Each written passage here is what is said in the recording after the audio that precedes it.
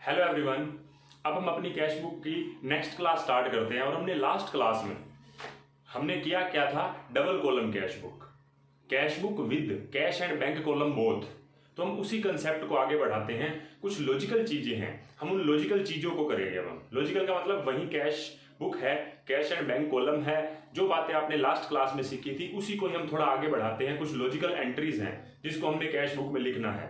ठीक है, तो हम स्टार्ट करते हैं। क्वेश्चन नंबर 5 है आपका। हम 4 तक क्वेश्चन कर चुके थे, आपको ध्यान हो तो। हम नेक्स्ट अब क्लास लगाते हैं। Enter the following transaction, question number 5 मैं कर रहा हूं। Enter the following transaction in the 2 column cash book with cash and bank column of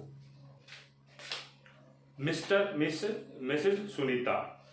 अब हमारे पास देखो बैलेंस जो दे रखे हैं, मैंने आपको बोला है आपके पास बैलेंसेस हमेशा कैश बुक के होते हैं। या तो नया बिजनेस स्टार्ट किया होगा, अगर नया बिजनेस स्टार्ट किया होगा फिर तो अलग बात है कि आप एंट्री करोगे cash account debit to capital. हो सकता है आपने जो पैसा लगाया सीधा बैंक में जमा करवा दिया, तो एंट्री करेंगे bank account debit to capital, तो बैंक कॉलम में टू कैपिटल आ जाएगा अगर नया बिजनेस स्टार्ट किया है तो। ठीक है, लेकिन यहाँ पे हमें ऑलरेडी बैलेंसेस गिवन हैं, तो हमें अगर बैलेंसेस गिवन है तो हम वही पुट करते हैं, लिखते हैं। तो सबसे पहले देखो 2018 में जनवरी 1 को 2018 जनवरी 1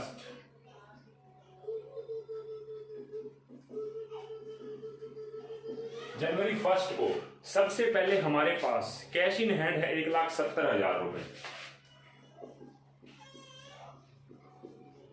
टू बैलेंस बीडी कैश में पड़े हैं हमारे पास 1,70,000 रुपए।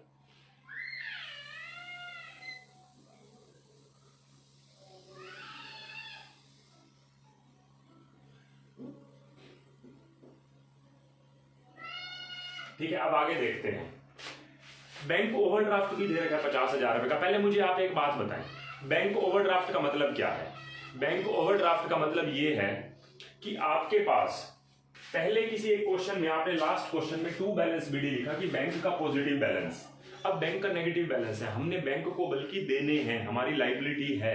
ठीक है, तो मैं यहाँ पे क्या लिखूंगा, 2018 जनवरी 1 में by balance BD opening balance bank का कितना है, 50,000 रुपए नेगेटिव है। ठीक है, देखो मैं ये बात और थोड़ी एक्सप्लेन कर दूं, आपके माइंड में होनी चाहिए बात। कैश अकाउंट आपका कौन सा अकाउंट है? Personal, real, nominal. आपका रियल अकाउंट है और मैंने आपको किसी ना किसी क्लास में जरूर बताया होगा, अगर नहीं बताया तो बता देता हूं। आपके 3 अकाउंट होते हैं, पर्सनल, रियल, नॉमिनल। और पर्सनल जो होता है उसका बैलेंस डेबिट क्रेडिट दोनों हो सकता है। अगर डेबिट है तो पैसा लेना है और क्रेडिट है तो पैसा देना है। और रियल अकाउंट जो कुछ मेरे पास पड़ा है, कुछ भी पड़ा है, plant and machinery, furniture, fixer, कुछ भी, पैसा लेना है मतलब डेबिटर, पैसा देना है मतलब क्रेडिटर। और यहाँ पे खर्चे या इनकम आते हैं, इसकी तो मैं बात नहीं कर रहा। मैं आपसे एक चीज पूछ रहा हूँ, कैश कौन सा अकाउंट है? रियल, जिसका बैलेंस हमेशा डेबिट होता है। इसलिए देखो यहाँ पे आया है टू बैलेंस बीडी। कभी आप ऐसा करके दिखा सकते हैं, आपकी जेब में पड़े हैं 50,000, किसी को 60,000 पे करके दिखाना कैश नहीं कर सकते। जेब में 50 से 60 कैसे पे कर दोगे? वो 10 कहाँ से उगाओगे? लेकिन अगर आपके पास बैंक में 50,000 पड़े हैं तो आप 70,000 पे कर सकते हैं, क्योंकि आपका बैंक का बैलेंस नेगेटिव हो जाएगा। जो करंट अकाउंट वगैरह होते हैं उनका बैलेंस नेगेटिव हो जाता है। समझ रहे हैं बात को? मतलब बैंक का बैलेंस नेगेटिव हो सकता है क्योंकि बैंक पर्सनल अकाउंट है, बैंक से हमें पैसा लेना भी हो सकता है, देना भी हो सकता है, लेकिन कैश हमेशा डेबिट मिलेगा। मतलब मैं आपको बता रहा हूँ, कैश का बैलेंस हमेशा टू बैलेंस बीडी आएगा, लेकिन बैंक का टू बैलेंस बीडी भी हो सकता है अगर बैंक से लेना है, और अगर देना है तो बाय बैलेंस बीडी भी हो सकता है। ये इंपॉर्टेंट बात थी, माइंड में फिट कर लो। ठीक है, उसके बाद फर्दर आगे बात करते हैं। तो इसको रब करके अगली एंट्री सब पढ़ो, एक एक करके अब सारी पढ़ो। देखो क्या कह रखा है, सोल्ड गुड्स फॉर कैश जनवरी 2 को 50,000 रुपए का।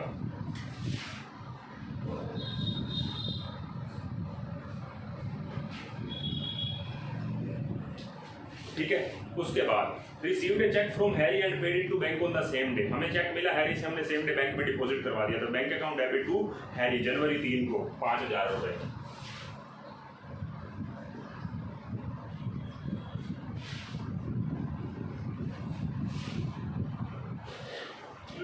जो एंट्री आपको आती है उसी को ही आपने कैश बुक में लिखना है। बैंक बैलेंस डेबिट है, bank account debit to Harry, bank debit है उसके डेबिट साइड में टू हैरी। उसके बाद received a cheque from Vinod, आपको विनोद से चेक मिला, आपको देखो चेक मिला है विनोद से, क्या आप इसकी क्या एंट्री करेंगे आप मुझे बताएं। देखो मैं आपको एक चीज और बता दूं, आप ना जब भी कैश बुक बना रहे हैं तो साथ में जर्नल जरूर बनाना। मैं आपको जर्नल प्रॉपर नहीं बोल रहा, जर्नल बनाना सिर्फ। जर्नल में क्या है, जो एंट्री कैश बुक में आ गई, बाकी सारी की सारी जर्नल में लिखनी है, चाहे वो क्रेडिट परचेज हो, चाहे क्रेडिट सेल हो, चाहे सेल्स रिटर्न हो, चाहे परचेज रिटर्न हो, चाहे जनरल प्रॉपर की आइटम हो, वो सारी की सारी आइटम आपने जर्नल में लिखनी है अदर देन कैश बुक वाली आइटम। तो मुझे एक बात बताओ, आपको चेक मिला विनोद से, तो आपको साथ साथ लिखना है। मैं आपको ये कह रहा हूँ, आप जब मेरा एक क्वेश्चन नोट कर रहे हैं ना, तो एक नेक्स्ट पेज पे, खाली पेज पे ये एंट्री नोट कर लो। ये मैं बोर्ड पे नहीं करवा रहा, मैं आपको पहले ही बोल रहा हूँ, आप एंट्री नोट कर लो। Cheque in hand account debit to Vinod जनवरी 4 की, हम कैश बुक में वो एंट्री नहीं करेंगे, ना ही उसमें कैश अकाउंट आ रहा है उस एंट्री में, ना ही बैंक अकाउंट आ रहा है। अगली एंट्री करो, check received from Vinod deposit into bank, हमने उस पैसे को बैंक में डिपॉजिट करवा दिया। तो हमें जो चेक मिला था हमने उसको डिपॉजिट करवा दिया। कितने रुपए का चेक मिला था विनोद से? 10,000 रुपए का। हमने उसको बैंक में डिपॉजिट करवा दिया जनवरी 5 को। तो बैंक अकाउंट डेबिट टू, क्या करेंगे, आपने बैंकिंग ट्रांजेक्शंस मेरे से अच्छे से पढ़ी हुई है। Cheque in hand account debit to Vinod आपने कर दिया, अब क्या करेंगे, bank account debit to cheque in hand, bank account debit to cheque in hand. जब नेक्स्ट डे कभी भी जमा करवाते हैं तो जनवरी 5 की एंट्री होगी, बैंक बैलेंस डेबिट हो रहा है तो उसके डेबिट साइड में टू चेक इन हैंड जनवरी 5 को।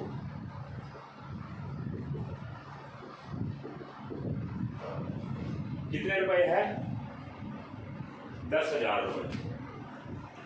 और जनवरी 4 की एंट्री जनरल में कर लेना, आपको पहले ही बता रहा हूँ। उसके बाद cell proceed of January 2 deposit into bank. आपकी जनवरी 2 की जो सेल प्रोसीड हुई थी वो कितनी हुई थी? 50,000 रुपए की। इसको हमने बैंक में डिपॉजिट करवा दिया। मुझे एक बात बताओ, आपके पास पैसा ऑलरेडी आ चुका है 50,000 रुपए कैश में, आपने उसको बैंक में डिपॉजिट करवाना है, क्या एंट्री करोगे? Bank account debit to cash, bank account debit to cash. सीधी सी बात बताओ, इस एंट्री का इफेक्ट क्या है? बैंक का बैलेंस बढ़ा दो, कैश का घटा दो। मैं एंट्री कर ही नहीं रहा, पहले मैं ये कहता हूँ बैंक का बढ़ा दो बैलेंस। बैंक में मैंने 50,000 रुपये बढ़ा दिए और कैश में 50,000 रुपये घटा दिए। जब मैं कैश में घटा रहा हूँ तो मैं क्या वर्ड लिखूंगा? जनवरी कौन सी है? जनवरी 6। जनवरी 6 को मैं क्या लिखूंगा? बाय बैंक, अगर कैश में घट रहे हैं और बैंक में बढ़ रहे हैं तो क्या लिखूंगा? टू कैश जनवरी 6। ठीक है, आराम आराम से करेंगे, बहुत लॉजिकल चीजें भी हैं इसके अंदर। इस एंट्री को मैं कौन सी एंट्री बोलूंगा? इसको मैं बोलूंगा कॉन्ट्रा एंट्री।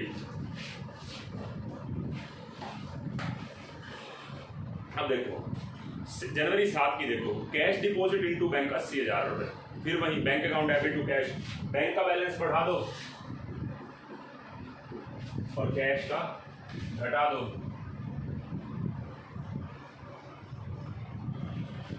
ठीक है, तो अब हम यहाँ पे फिर से वही लिखेंगे बाय बैंक। जनवरी कौन सी है? ये जनवरी 7। यहाँ पे भी जनवरी 7 बैंक का बढ़ाया है तो टू कैश, इसको मैं क्या बोल दूंगा? Contra entry. ठीक है, कोई दिक्कत नहीं है, देखो कॉन्ट्रा में कोई मुश्किल नहीं है। उसके बाद purchase goods from Meena. Meena से हमने गुड्स, मीना को हमने गुड्स परचेज करे हैं, एंट्री बोलो क्या बनेगी? Purchase account debit to Meena. ये कहाँ पे जानी चाहिए एंट्री? ये जाएगी हमारी जर्नल एंट्रीज में, अगर मैं जर्नल बना रहा हूँ तो। लेकिन अगर क्वेश्चन स्पेशली बोलते हैं जर्नल प्रॉपर बनाओ कैश बुक के अलावा, तो ये परचेज बुक में जाएगी। और परचेज बुक अभी हमने सीखी नहीं है, मैंने आपको बताई नहीं है, अभी मैंने सब्सिडरी आपको करवानी है। तो मैं purchase account debit to Meena, क्योंकि मैं बोल रहा हूँ कि बेशक क्वेश्चन में नहीं मांग रखा, आप जर्नल एंट्री जरूर करें जो कैश बुक में नहीं आ रही। तो आप एंट्री क्या करेंगे? Purchase account debit to Meena, वहाँ पे लिख दीजिए। ठीक है, इस एंट्री को हम यहाँ पे नहीं लिखेंगे। लेकिन cheque issue to Meena in full settlement, हमने चेक इशू कर दिया है मीना को फुल सेटलमेंट में। जनरल एंट्री सोचो क्या होगी? चेक इशू का मतलब हमने पेमेंट कर दिया 28,800 रुपये, वो भी फुल सेटलमेंट में। हमने गुड्स कितने के परचेज किए थे मीना से? 30,000 रुपये के, और उसके बदले में हमने 28,800 में उसका हिसाब कर दिया। मुझे ये बताओ, अगर मैं एंट्री करने लगूँ यहाँ पे, मैं एंट्री कर देता हूँ मीना डेबिट टू, हमारी जेब से देखो, जब हमने उसको पेमेंट देनी थी हमने उसको एक तो चेक इशू किया है, ठीक है, चेक इशू किया तो टू बैंक 28,800 रुपये, और कितने रुपए की डिस्काउंट रिसीव हुई है? 1200 रुपये की। क्यों? क्योंकि 30,000 रुपये हमने मीना को देने थे। लास्ट एंट्री पढ़ के देखो, हमने मीना से जनवरी 8 को 30,000 रुपये के गुड्स परचेज करे थे, जिसमें से हमने 28,800 में उसका सारा हिसाब खत्म कर दिया। तो हमारी एंट्री बनती, अगर जर्नल होती तो ये एंट्री बनती, मीना रिसीवर है 30,000 रुपये की, जिसमें से पैसे की रिसीवर है हमारे 28,800 की, और हमारे से लॉस की रिसीवर है, क्योंकि हमें तो फायदा हुआ ना, ये लॉस की रिसीवर है 1200 की। मैं आपको कहता हूँ इसको कैश बुक में कैसे लिखेंगे, बताओ इसको कैश बुक में कैसे लिखेंगे। दो एंट्री बनाओ, Meena account debit to bank 1 कर लो 28,800, और Meena account debit to discount received 1 कर लो। जो मीना अकाउंट डेबिट, वैसे अकाउंट वर्ड यूज नहीं होता नेम के साथ, मीना डेबिट टू बैंक, यहाँ पे बैंक क्या हो रहा है, डेबिट हो रहा है क्या क्रेडिट हो रहा है, क्रेडिट हो रहा है, तो उससे क्रेडिट साइड में बाय मीना, मतलब मैं मीना को जनवरी 9 को बाय मीना 28,800 रुपये पे कर रहा हूँ, तो मतलब मैं ये वाली एंट्री हटा देता हूँ इससे, ये तो कैश बुक में आ गई। लेकिन ये जो 1200 रुपये है मीना टू डिस्काउंट रिसीव्ड, ये कहाँ चली जाएगी, जर्नल एंट्रीज में। तो ये एंट्री अभी साथ के साथ कर लो, क्योंकि मैं आपको पहले कह रहा हूँ, मैं नहीं करवा रहा नोट, जनरल साथ साथ कर लो। Meena account debit to discount received जनवरी 9 की एंट्री, दो एंट्री है, मीना टू बैंक इधर आ जाएगी कैश बुक में, और Meena to discount received journal में लिख लो। उसके बाद withdrew from bank for personal use, personal use के लिए बैंक से पैसा निकाला। मुझे एक बात बताओ, पर्सनल यूज के लिए वैसे पैसा निकालते तो क्या एंट्री करते थे, drawing account debit to cash. अब बैंक से निकाला तो drawing account debit to bank, bank क्या हो रहा है वहां पे, क्रेडिट हो रहा है, तो उसके क्रेडिट साइड में बाय ड्रॉइंग्स, बाय ड्रॉइंग्स जनवरी 10 को।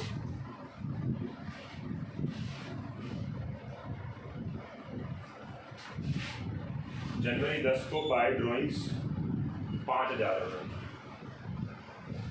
ठीक है। उसके बाद sold goods to Ajay and cheque received from him. देखो हमने ना जनवरी 12 को, जनवरी 12 या ना, हाँ जी, जनवरी 12 को हमने गुड्स बेचे हैं अजय को, हमें उससे चेक मिला 25,000 रुपये का, ठीक है। तो अभी फिलहाल हमें जो चेक मिला है जनवरी 12 को, उसकी एंट्री होगी अजय को हमने बेच दिया ना, साथ में चेक भी मिल गया, तो cheque in hand debit to sales, cheque in hand debit to sales. क्योंकि जो हमें अजय से चेक मिला है, हमने उसको डिपॉजिट करवाया है 17 तारीख को, 5 दिन बाद, जिस दिन मिला है उस दिन क्या एंट्री होगी, cheque in hand account debit to sales. इसका कहीं भी कैश बुक से कोई लिंक नहीं है, तो cheque in hand account debit to sales कहाँ पे जाना चाहिए आपका, कहाँ पे जाएगा ये, किसमें, जर्नल एंट्रीज में, ठीक है। Cheque in hand debit to sales. अब मैं अगली बात पूछता हूँ, cheque in hand to sales तो हो गया। अब मुझे ये बताओ, जनवरी 17 को जब ये चेक हमने डिपॉजिट करवाया बैंक में, cheque received from Ajay deposit into bank जनवरी 17 को, तो आप एंट्री करोगे bank account debit to cheque in hand 17 तारीख को, जो 12 को थे 25,000 रुपये, 17 को डिपॉजिट करवाए, तो बैंक बैलेंस बढ़ा दो टू चेक इन हैंड।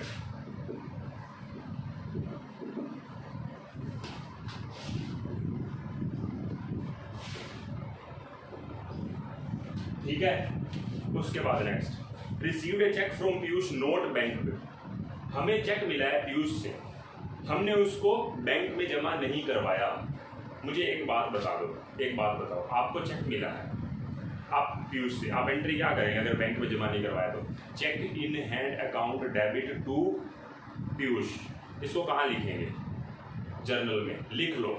मैंने बोला है जो कैश बुक में नहीं आ रही वो साथ साथ लिख लो, cheque in hand account debit to Piyush जनवरी 18 को। अब जनवरी 19 की बात आती है, जो चेक हमें मिला था, मुझे एक बात बताना, आपको मिला था पीयूष से, आपने एक एंट्री कर दी, cheque in hand debit to Piyush, कितने रुपए का चेक है, 15,000 रुपये का, आपने एक एंट्री कर दी, मान लो 15,000। ये चेक आपके लिए उसका काम कर रहा है, एसेट्स का, रियल अकाउंट। ये चेक आपकी तरफ से चला गया, किस तारीख को गया, जो आपको चेक मिला था 18 को, 19 तारीख को चला गया। ये जनवरी 18 की एंट्री है, cheque in hand to Piyush. जनवरी 19 को इस चेक को आपने बैंक में डिपॉजिट नहीं करवाया, इस चेक को आपने बैंक में डिपॉजिट ना करवा के इसको आपने किसको दे दिया, आयुष को दे दिया।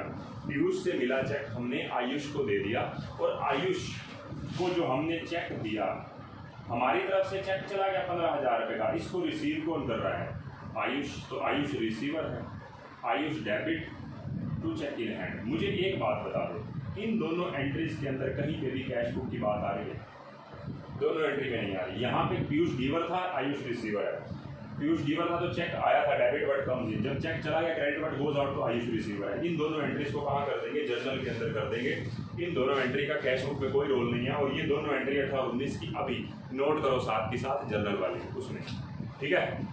मैं आपको बार बार जान के बोल रहा हूँ कि मैंने बाद में एंट्रीज नहीं करनी, मैं सिर्फ कैश बुक बना रहा हूँ। जर्नल आप खुद करें, प्रैक्टिस होनी चाहिए। क्वेश्चन में नहीं मांग रहा, फिर भी जर्नल एंट्री साथ में वो करो जो कैश बुक में कवर नहीं हुई, ठीक है। तो हम 18-19 की कोई एंट्री नहीं करेंगे। 20 की देखो, by bank charges, bank charges bank ने काटे हैं 500 रुपये, तो बाय बैंक चार्जेस जनवरी 20 को।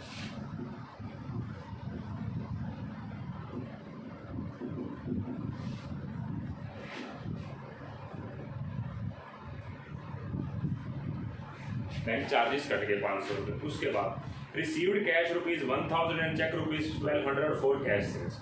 देखो क्या कह रहा है, हमें ना कैश मिला है 1000 रुपये और चेक मिला है 1200 रुपये का कैश सेल्स का। कहीं पे आप ना सोचो, आपको ये तो कंफर्म है, मैं आपसे अगर पूछूं कि कितने रुपए की सेल हुई है जनवरी 21 की, बताओगे जनवरी 21 की कितने रुपए की सेल हुई है, बताओ आप। जनवरी 21 की टोटल सेल हुई है 2200 रुपये की, जिसमें से कैश मिल रहा है हमें 1000 रुपये का और चेक मिल रहा है 1200 रुपये का, ठीक है। लेकिन मैं एक बात आपसे पूछना चाहता हूँ, जो चेक मिला है उसके लिए मैं साथ के साथ बैंक अकाउंट डेबिट कर दूं या अभी चेक इन हैंड ही रहने दूं, किस बात पे डिपेंड करता है। अगर बाद में इसकी कोई इन्फॉर्मेशन नहीं आती, पूरे इस मंथ में कोई इन्फॉर्मेशन नहीं आती, फिर तो मैं मान के चलूंगा डिपॉजिट करवा दिया होगा, फिर तो मैं बैंक मान लेता हूँ। लेकिन अगर आप एक बार चेक कर लो कि इस जो हमें 1200 रुपये का चेक मिला है कि कहीं इसको बाद में डिपॉजिट तो नहीं करवाया, ऐसी कोई इन्फॉर्मेशन तो नहीं है, वो चेक कर लो। तो हम देख लेते हैं कि जो हमें जो 1200 रुपये का चेक मिला है इसको कहीं बाद में हमने डिपॉजिट तो नहीं करवाया, ऐसा हमें देखना पड़ेगा।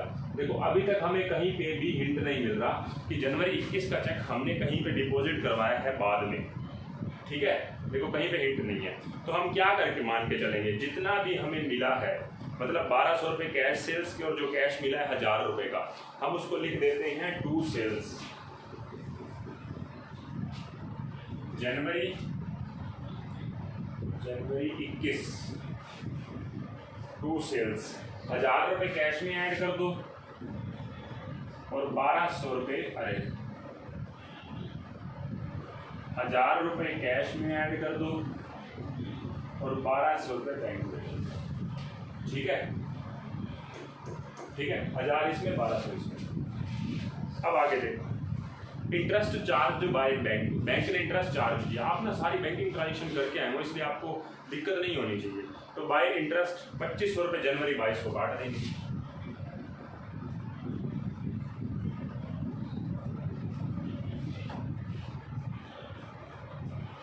बस 2500 रुपये। रिसीव्ड कैश फ्रॉम रमेश, 28,000 रुपये का मुझे कैश मिला रमेश, सिंपल एंट्री है, cash account debit to Ramesh, जनवरी 23 को।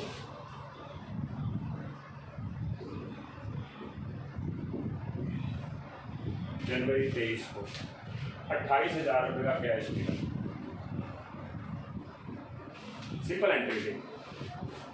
Received cheque from Prem and send it to bank immediately, हमने प्रेम से जो चेक मिला हमने उसको बैंक में इमीडिएटली डिपॉजिट करवा दिया, खुद ही बोल रहा है। कितने रुपए का चेक मिला है ये भी बता दो, 3350 रुपये का।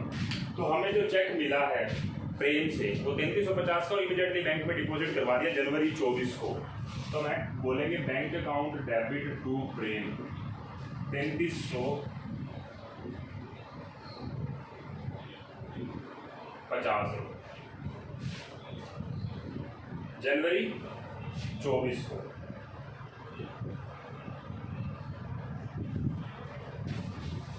ठीक है, उसके बाद जनवरी 25 की देखो, कह रहा है bank notified that Prem cheque has been dishonoured at bank charge 24 this cheque. देखो एक बात बताओ, मैंने आपको बता रखा है कि जब भी चेक डिसऑनर्ड हो जाता है ना हम उल्टी एंट्री कर देते हैं। मतलब मुझे जब चेक मिला था मैंने एंट्री करी bank account debit to Prem, अब मैं क्या कर दूंगा Prem account debit to bank, bank balance credit हो रहा है तो उसके क्रेडिट साइड में बाय प्रेम। लेकिन प्रॉब्लम क्या है, बैंक ने मेरे 20 रुपये एक्स्ट्रा काट लिए हैं, वो भी मैं किससे चार्ज करूंगा, प्रेम से। मैं प्रेम को बोलूंगा कि भाई 20 रुपये तेरे बिल में जो तेरे 3350 तक तेरे 3370 हो गए मैंने तेरे से जो लेने हैं, मैं बैंक बैलेंस घटा रहा हूँ।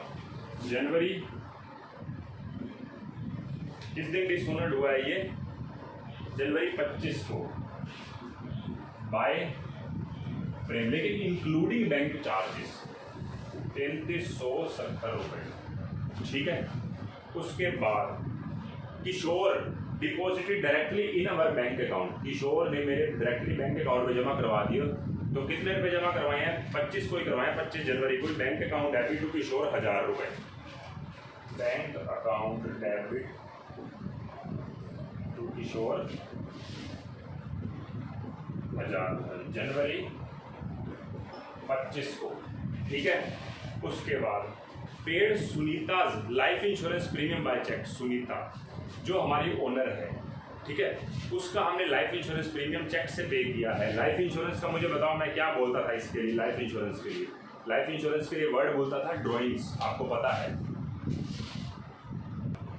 तो देखो मुझे बताओ, जो लाइफ इंश्योरेंस होता है, अगर पर्सनली किसी की लाइफ का मतलब ओनर की लाइफ का पे किया जाए तो उसको ड्राइंग्स बोला जाता है। और वो भी हमने कैसे पे किया है? चेक से पे किया है। अगर चेक से पे किया है तो क्या वर्ड बोलेंगे? जनवरी 28 को बाय ड्राइंग्स, बैंक कॉलम में से 15,000 घटा देंगे, बाय ड्राइंग्स जनवरी 28 15,000 रुपये बैंक कॉलम में से हम घटा देंगे। उसके बाद हमने 25 की करी ली थी, यस। उसके बाद bank has charge 64, bank charges and interest on overdraft rupees 600। देखो आप ना, अगर बैंकिंग ट्रांजेक्शंस वाली वीडियो आपने जर्नल में देखी थी, मैं नहीं मानता किसी भी एंट्री में दिक्कत होनी चाहिए। ये तो सिर्फ हम उसको उसमें इसमें डाल रहे हैं ना, कैश बुक में। जनरल एंट्री तो आपको आती है। मुझे बताओ, बैंक चार्जेस तो पहले भी वर्ड आया था, लेकिन हमने उसके लिए प्रेम अकाउंट डेबिट किया था, प्रेम डेबिट टू बैंक किया था, वो भी 20 रुपये के लिए भी।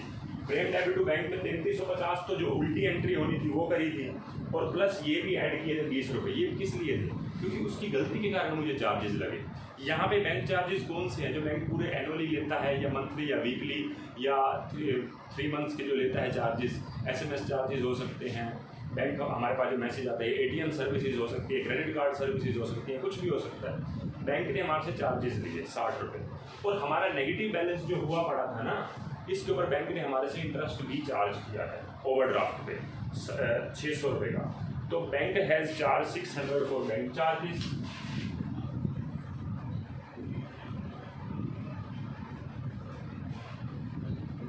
जनवरी 30 को बाय बैंक चार्जेस कितने रुपए हैं? 60 रुपीज।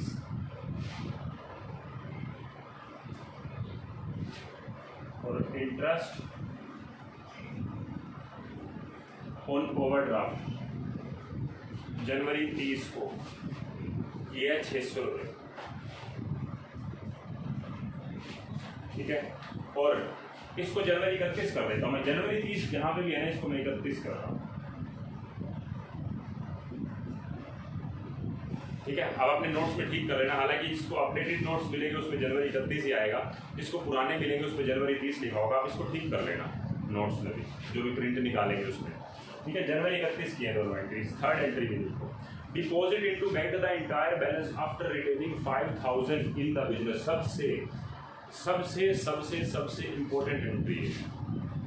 बच्चे हर क्वेश्चन में बार बार पूछते हैं, आप एक ही बार अच्छे से सुने, कान खोल के इसको, ठीक है। अब ध्यान से सुनना।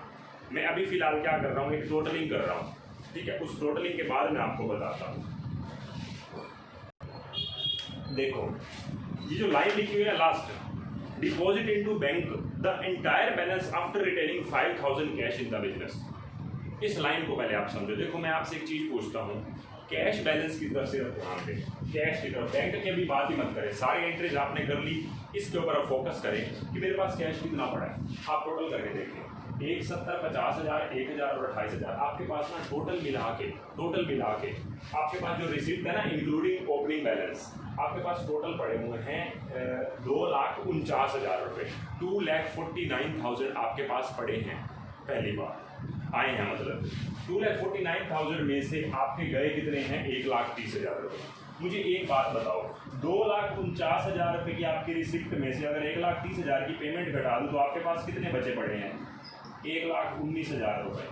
1,19,000 रुपये, 1,19,000 रुपये बिजनेस में, मतलब ये जो डिसाइड हुआ है ये क्या कह रहे हैं, आपने 1,19,000 रुपये अपने पास कैश नहीं रखना, कह रहे सिर्फ 5,000 रुपये रखो, सिर्फ 5,000 रुपये रखो, बाकी जितने भी बचे हुए ना कैश वो सारा का सारा बैंक में डिपॉजिट करवा दो। क्या क्वेश्चन ने आपको ऐसे कहा कि कैश हम बैंक में 1,14,000 जमा कर रहे हैं? नहीं, उसने कहा 5,000 बचाने हैं, बाकी जितने सारे जमा करवा दो। मुझे एक बात बताओ, 249 में से 31 की पेमेंट घटा दूंगा तो मेरे पास कितने रुपए हैं? 1,19,000 रुपये। 5,000 बिजनेस में बैलेंस रखना है, मतलब कितने रुपए बैंक में डिपॉजिट करवाने हैं? 1,14,000 रुपये। 1,14,000 रुपये बैंक में जमा करवाने की एंट्री कर दो, बस 1,14,000 रुपये बैंक में जमा करवाने की एंट्री कर दो। अब मैं आपको बताता हूँ, इस एंट्री जब भी ऐसी बात पूछी जाती है हमेशा सारी एंट्रीज करने के बाद महीने के लास्ट वाली एंट्री के टाइम पूछा जाता है, महीने की लास्ट डेट पे पूछा जाता है। आपको करना क्या है, आप मेरी सिर्फ स्टेप को ध्यान रखें, क्या कह रहा है उसको छोड़ो। आपको क्या करना है, बैंक बैलेंस को भूलो, बैंक की रिसिप्ट पेमेंट को भूल जाओ, सुन लेना ध्यान से। कैश की रिसिप्ट का टोटल करो, मैंने कर दिया पहला काम, ये स्टेप 1। कैश की पेमेंट का टोटल करो, कैश की रिसिप्ट में से पेमेंट घटा दो, कितने बचे पड़े हैं वो देख लो, कितने बचे पड़े हैं? 1,19। रखने कितने हैं, कितने बोल रहे हैं क्वेश्चन में? 5,000, बाकी 1,14,000 डिपॉजिट करवाना। डिपॉजिट करवाने की एंट्री क्या करोगे आप? बैंक में डिपॉजिट करवाने की आपको एंट्री आती है, क्या एंट्री है? बैंक का बैलेंस बढ़ा दो 1,14,000 और कैश का घटा दो। बैंक में बढ़ाओगे तो 2 कैश, जनवरी 31 और बाय बैंक। अब क्वेश्चन में कहीं पे भी आपको कह रखा था कि बैंक में हमने 1,14,000 जमा करवाए, नहीं, उसने कहा है कि 5,000 बचाने के बाद जितने भी बचते हैं ना, 5,000 अपने पास रखने हैं कैश में, बाकी सारे बैंक में जमा करवा दो। अब मान लो मेरे पास जो मेरे पास टोटल बैलेंस बचा था 249 में से मैंने 31 घटाए थे, मान लो 251 होते, 251 में से 31 घटाता तो कितने बचते? 251 में से 31 घटाता 121, 121 में से मैं 5,000 रख लेता तो 116 जमा हो जाते। उसने ये अमाउंट फिक्स नहीं किया कि कितने जमा करवाने, ये अमाउंट फिक्स कर दिया कि कितना रखना है अपने पास कैश, ठीक है। इसलिए आपको हमेशा हर बारी ऐसा ही करना है, टोटल रिसिप्ट देखो, कैश की टोटल पेमेंट देखो, डिफरेंस देखो, कितना बचा पड़ा है वो देखो, उसमें से कितना बचा के रखना है वो लेस कर दो, बाकी बैंक में डिपॉजिट करवा दो, ठीक है। तो हम ये एंट्री कर चुके, इसके बाद हम टोटलिंग करेंगे। इसकी टोटलिंग तो वैसे ही आसान है,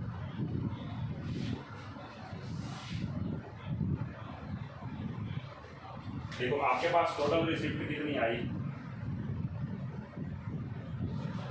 इसकी तो थी आपके पास 2,49,000 रुपये।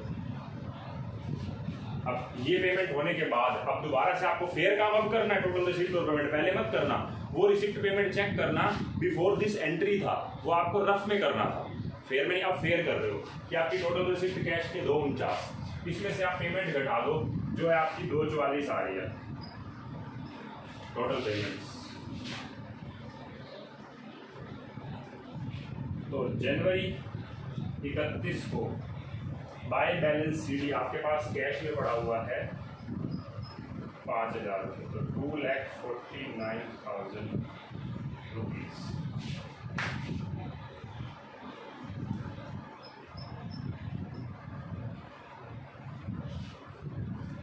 जो अगले महीने का ओपनिंग बैलेंस बन जाएगा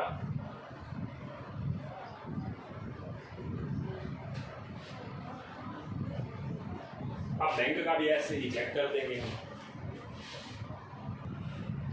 देखो देखो अगर हम इसका बैलेंस का टोटल करते हैं, जैसे देखो 2,81,550 रुपये हमारा टोटल आता है बैंक का रिसिप्ट का, उसमें से हम पेमेंट लेस कर देंगे, हम 1,05,830 रुपये आइए। देखो एक बात और भी बता दो, आपका ना बैंक का नेगेटिव बैलेंस था, ये जरूरी नहीं है कि क्लोजिंग बैलेंस भी नेगेटिव ही होगा, ये जरूरी नहीं है कि क्लोजिंग बैलेंस भी नेगेटिव होगा, ये नहीं कि आज आपका यहाँ पे बैलेंस आया था तो हमेशा पेमेंट ज़्यादा होंगी और रिसिप्ट कम होके क्लोजिंग बैलेंस यहाँ पे आएगा। हालांकि अभी तक आपने ऐसा मेरे से क्वेश्चन किया नहीं है, बुक में हो सकता है।